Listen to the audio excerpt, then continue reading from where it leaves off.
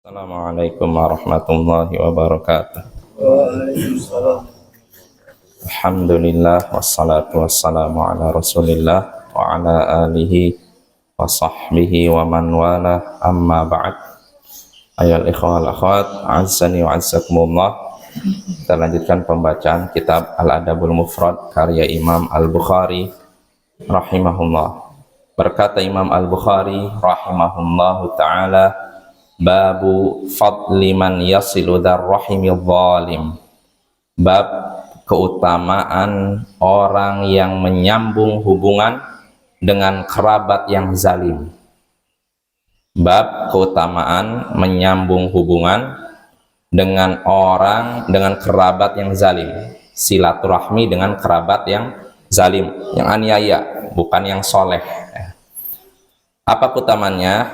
Kita baca hadisnya. Berkata Imam Al-Bukhari rahimahullah, haddatsana Malik bin Ismail qala haddatsana Isa bin Abdurrahman an Talhah an Abdurrahman ibni Ausajah anil Barra radhiyallahu anhu qala jaa a'rabiyyun faqala ya nabiyallah 'allimni 'amalan yudkhilunil jannah yudkhiluniyal jannah. Qal la in kunta aqsartal khutbah laqad a'radtal mas'alah a'tiqin nasamah wa fukkir raqabah qal awalaysata wahida qala la itqun nasamah an tu'tiqan nasamah wa fakkur raqabah an tu'ina 'ala raqabah wal manihatur ragub wal fai'u 'ala dhir rahim fa illam tutiq dzalik fa'mur bil ma'ruf wanha 'anil munkar fa illam tutiq dzalik fakaffu lisanak illa min khair. Kata Imam Al-Bukhari rahimahullah telah menceritakan kepada kami Malik bin Ismail, ia berkata telah menceritakan kepada kami Isa bin Abdurrahman dari Talhah dari Abdurrahman bin Ausajah dari Al-Barra, semoga Allah meridainya, ia berkata datang Arab Baduy, Arab pedalaman. Lalu dia berkata, wahai Nabi Allah, itu Rasulullah, wahai Nabi Allah, ajarkan kepadaku amalan yang bisa memasukkanku ke surga. Beritahukan kepadaku, ajarilah aku tentang amalan yang bisa memasukkanku ke surga. Maka beliau pun bersabda, sungguh engkau sudah memendekkan perkataan tapi melebarkan permasalahan. Engkau memendekkan perkataan tapi melebarkan permasalahan. Maksudnya pertanyaanmu itu singkat tapi jawabannya lebar, artinya bukan pendek nih, jawabannya lebar. Karena pertanyaannya tentang apa? Kabarkan kepadaku amalan yang memasukkanku ke surga. Pendek kan? Tapi jawabannya nggak bisa pendek, harus panjang gitu. Maksudnya begitu. Kata Nabi, sungguh engkau sudah memendekkan perkataan, tapi engkau sudah memperpanjang permasalahan. Walaupun pendek perkataanmu, tapi panjang jawabannya, istilahnya begitu. Lalu apa jawaban Nabi? Bebaskanlah, merdekakanlah jiwa. Bebaskanlah satu jiwa. Dan lepaskanlah perbudakan.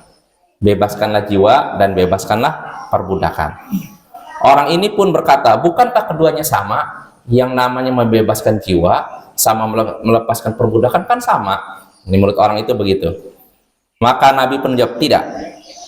Membebaskan jiwa maksudnya engkau membebaskan jiwa dari engkau membebaskan seorang dengan dirimu sendiri tanpa bantuan orang lain. Jadi yang namanya membebaskan jiwa artinya seseorang sendirian membebaskan, misalkan seorang budak dibebaskan sendiri pakai dana dia sendiri.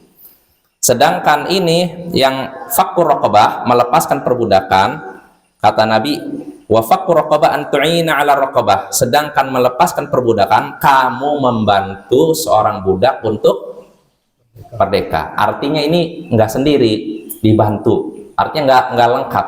Kalau membebaskan jiwa lengkap. Misalkan berapa ini budaknya harganya? Misalkan harganya 100 juta nih, 100 juta. Tapi kalau membantu atau tadi melepaskan perbudakan, misalkan harga 100 juta, dia cuma bisa 5 juta nih. nanti yang lain cari lagi. Nah, itu Bapak ya. Jadi tidak sempurna. Ini bedanya melepaskan jiwa, membebaskan jiwa dengan melepaskan perbudakan. Tapi kedua-duanya amal soleh ya. Yang satu membebaskan secara sempurna, yang satu tidak sempurna. Lalu berikutnya kata Nabi, wal manihatur raghub, memberikan pemberian yang dicintai. Nah, ini termasuk amalan yang bisa mengantarkan ke surga. Selain membebaskan budak, membebaskan jiwa dan melepaskan budak, memberikan pemberian yang dicintai. Maksudnya apa? Kata para ulama, maksudnya seseorang punya hewan, lalu hewannya diserahkan kepada orang lain untuk diambil susunya, diambil bulunya, lalu dibalikan lagi. Nah, itu pemberian seperti ini saja bisa mengantarkan ke surga, apalagi kalau dikasih. Ini kan cuma dipinjamkan kan, dipinjamkan, silahkan ambil ininya, susunya, ambil bulunya, nanti balikan lagi. Nah, ini saja bisa mengantarkan ke surga, apalagi nah itu dikasih secara total itu. Lalu berikutnya berkasih sayang atau bersikap baik atau bersikap lembut kepada dzir rahim, yang memiliki rahim, itu kerabat. Nah, ini juga termasuk amalan mengantarkan ke surga. Nah, kata Nabi, kalau memang engkau tidak sanggup demikian, tidak sanggup tadi bersikap baik kepada kerabat, pada orang yang memiliki hubungan darah, maka kalau engkau tidak sanggup demikian, maka perintahkanlah yang baik dan laranglah dari yang mungkar. Kalau nggak sanggup melakukan semua tadi, udah perintahkan yang baik, larang yang mungkar. Kalau engkau tidak sanggup juga, maka tahanlah lisanmu agar tidak mengucapkan kata-kata kecuali yang baik. Nah, ini hadisnya demikian Bapak. Dari hadis ini kita bisa mengambil beberapa pelajaran, di antaranya surga ini permasalahan yang besar. Surga adalah sesuatu yang agung dan mulia. Kenapa? Karena Nabi menyatakan tadi, kamu sudah mengucapkan perkataan yang pendek, tapi jawabannya lebar. Artinya permasalahan surga tidak bisa kita anggap kecil. Ini permasalahan yang besar ya. Syiar istilahnya termasuk syiar Allah yang mulia, tanda kekuasaan Allah yang mulia. Itu faedah pertama. Faedah kedua, keutamaan membebaskan orang dari perbudakan. Ya, kalau zaman sekarang mungkin kita sulit ya. Kalau zaman dahulu mudah, ada budak kita beli lalu kita bebaskan. Nah, ketika kita membebaskan budak, berarti kita sudah melakukan amalan yang mengantarkan ke surga. Lalu berikutnya keutamaan tadi, memberikan binatang kepada orang lain untuk diambil susunya, lalu bulunya dan semacamnya. Ini juga amalan yang bisa mengantarkan ke surga. Lalu berikutnya, faedah berikutnya yang bisa kita petik dari hadis tadi, keutamaan bersikap baik kepada kerabat, keutamaan silaturahim kepada kerabat yang zalim. Loh, tadi kan nggak disebutkan zalim. Kalau kata Syekh Husain Al-Awaisyah, memang tidak disebutkan zalim, tapi kita bisa menyimpulkan zalim dari kelanjutan hadis Nabi. Ketika Nabi menyebutkan amalan yang bisa mengantarkan ke surga, tadi kan bersikap baik kepada kerabat kan. Lalu di situ menyatakan, kalau engkau tidak mampu apa? Bersikap baik pada kerabat, maka suruhlah yang baik. Nah, di sini tidak mampu, maksudnya bersikap baik pada siapa?